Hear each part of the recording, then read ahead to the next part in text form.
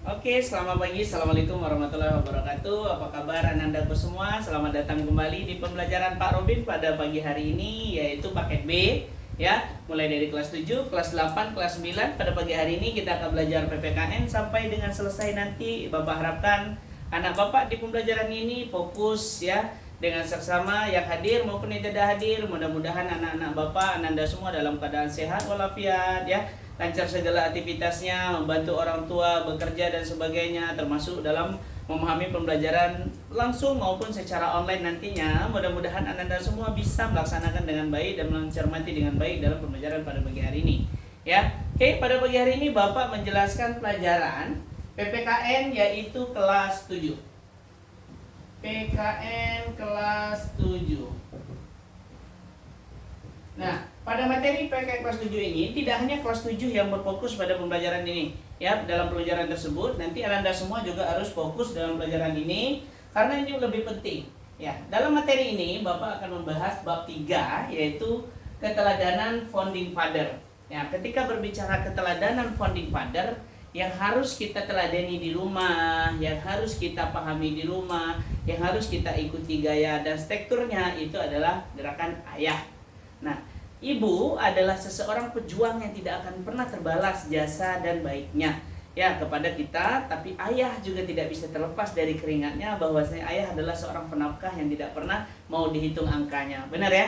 Karena ayah itu adalah pejuang keluarga, ibu adalah pejuang untuk seluruh keluarga. Jadi artinya antara ayah dan ibu semuanya adalah orang tua yang harus kita hargai dan kita hormati. Nah, dalam pelajaran ini keteladanan yang Bapak bahas ini, Pak, apakah ini menyangkut tentang orang tua kita saja? Tidak, ya. Nah, founding father yang Bapak bahas ini, kenapa Bapak bilang keteladanan founding father? Father-nya pakai S. Kalau dalam bahasa Inggris, kalau cuma kalimat father saja, berarti itu tunggal. Ayahnya cuma satu.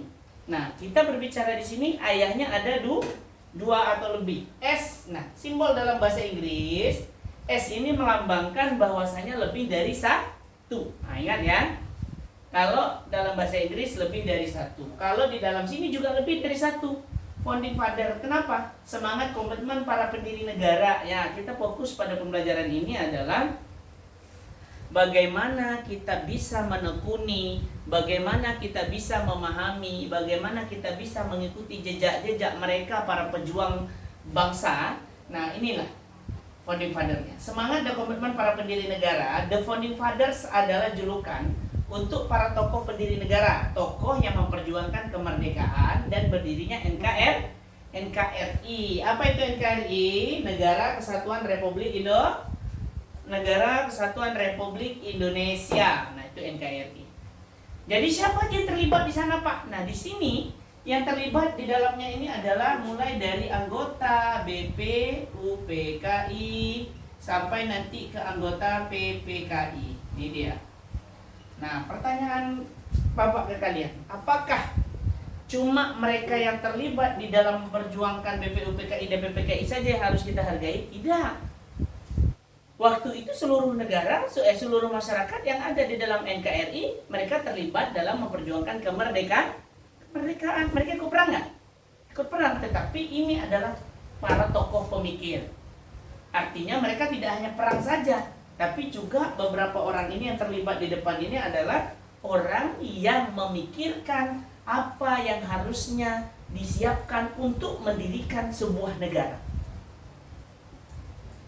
Apakah kita hanya ingin merdeka saja? Apakah kita ingin terlepas saja dari penjajah? Tidak. Contohlah kita dalam rumah. Kita di dalam rumah keluarga kita, di dalam rumah kita sendiri, setelah kita disekolahkan oleh orang tua, setelah kita tamat sekolah, tamat kuliah, apakah cuma sebatas itu? Hanif sama siapa? Hanif sama Alif, apakah setelah tamat pengen tidur-tiduran, uring-uringan aja di rumah? Bosan nggak? Bosan. Di rumah itu bosan. Ya. Nah, pasti kita berpikir melihat teman-teman kita yang bekerja, melihat teman-teman kita punya pendapatan sendiri, melihat teman-teman kita punya penghasilan sendiri, apa yang ingin mereka beli, mereka bisa beli sendiri. Kita juga punya rasa keinginan. Pasti timbul rasa keinginan. Kenapa? Karena di sana kita menyimpan rasa iri. Irilah, tapi jangan dengki ya nak ya. Kalau iri melihat orang itu wajar. Tapi kalau dengki jangan. Kenapa? Iri itu kita juga ingin pun seperti mereka, betul nggak? Nah, apakah setelah kita tamat kita hanya uring-uringan saja tidak bekerja? Pasti bosan. Juga hidup tidak punya arah, betul nggak? Hidup tidak punya tujuan. Nah ini juga negara setelah merdeka, negara setelah lepas dari belenggu penjajah, negara berhasil melepaskan diri dari belenggu Jepang pada waktu itu pada tahun 1945. Bagaimana pada tanggal 17 Agustus 1945 Insinyur Soekarno memproklamasikan kemerdekaan, teks proklamasi. Nah, dalam tempo yang sesingkat-singkatnya katanya, Indonesia harus merdeka. Tapi apakah kita selepas merdeka gitu aja? Negara tidak punya tujuan? Tidak, pasti negara kita harus punya arah, harus punya tujuan. Nah itulah. Tujuannya apa Pak? Nah, ya. Masih banyak lagi tokoh lain yang terlibat dalam mewujudkan cita-cita menjadi negara yang merdeka, bebas dari belenggu penjajah. Nah, komitmen terhadap Pancasila. Ya. Jadi kerjaan mereka ini nak, BPUPKI adalah mereka melaksanakan perancangan usaha penyelidikan. Mereka selidiki dulu bagaimana celah-celahnya agar kita bisa merdeka. Bagaimana trik-triknya agar kita bisa melepas diri dari penjajah. Bagaimana apa yang harus dilakukan masyarakat ingin lepas dari penjajahan ini. Nah, mereka yang melakukan termasuk PPKI, yaitu merumuskan undang-undang, merumuskan dasar negara, merumuskan Pancasila. Nah, ini dia. Dan dasar negara nanti ya, Undang-Undang Dasar dan Pancasila itu adalah induk atau dasar dari tata hukum yang berlaku. Semua hukum itu diterbitkan dari dasarnya undang-undang. Tidak bisa terlepas dari itu. Kan minggu lalu Bapak sudah tuliskan sebelahnya bahwasanya beberapa pokok undang-undang yang sudah diperbaharui dan yang belum diperbaharui nanti dari 72 jadi 75, 69 jadi 73. Nah, itu mereka semuanya direvisi sesuai undang-undang. Ya. Kenapa? Undang-undang itu juga dibentuk tidak hanya dibentuk begitu saja, tetapi juga melihat ras dan kebudayaan masyarakat kita. Kita tidak hanya Islam di Indonesia. Kita juga ada saudara kita yang Kristen, Katolik, Protestan, Hindu, Buddha, Konghucu, betul nggak? Nah, itu yang undang-undang itu harus ditertibkan sesuai dengan ciri khas negara kita. Ya, komitmen berarti keterikatan. Nah, ini kita berbicara komitmen. Pak, Hanif sama Alif harus berkomitmen. Komitmennya apa? Hanif sama Alif berkomitmen menjadi siswa yang teladan di PKBM Al-Insan. Hanif dan Alif serta kawan-kawannya berkomitmen atau berjanji akan selalu masuk di jam pelajaran kecuali sakit atau bekerja, betul tak? Atau ada halangan karena acara keluarga atau kemalangan kematian, kan gitu. Nah, itu yang kita tidak bisa hadir. Pak Hanif dan Alif berjanji atau berkomitmen akan menjadikan PKBM Al-Insan ini adalah PKBM yang berprestasi, diambil dari prestasi kami, betul tak? Nah, itu komitmen atau janji. Karena kalian yang berkomitmen nanti. Nah, kalau komitmen PKBM ya udah memberikan kalian sesuai dengan hak dan kewajiban, ya. Komitmen berarti keterikatan. Kita sebagai tokoh pendiri negara berkomitmen untuk mencapai kemerdekaan dan merumuskan Pancasila yang diteladani oleh tokoh-tokoh tersebut yang 5 orang ini. Antara lain, 1. Dengarkan Alif, mengutamakan persatuan, kesatuan, nasionalisme. Artinya kita mengedepankan persatuan, persaudaraan dan semangat rasa cinta terhadap tanah air, ya. Yang kedua, rasa memiliki terhadap bangsa Indonesia. Apa yang harus kita lakukan, Hanif?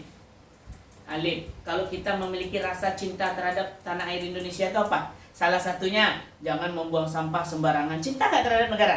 Cinta. Ketika kita sedang lewat, ada sekolah yang sedang melaksanakan upacara, kita berhenti. Mereka sedang upacara menaikkan bendera. Sebagai warga negara, kita wajib berhenti, walaupun bukan sekolah kita. Alif sama Hanif lewat, tahu-tahu orang sedang menaikkan bendera, turun dulu, hormat dulu.